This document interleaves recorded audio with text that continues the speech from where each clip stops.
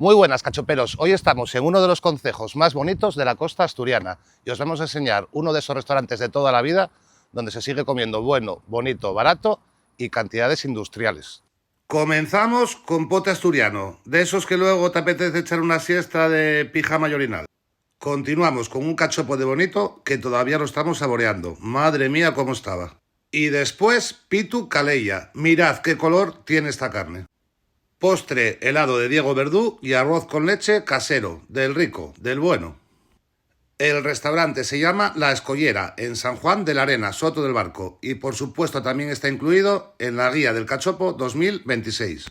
Está situado justo delante de la ría, mirad qué vistas, y además tiene una tienda de productos asturianos.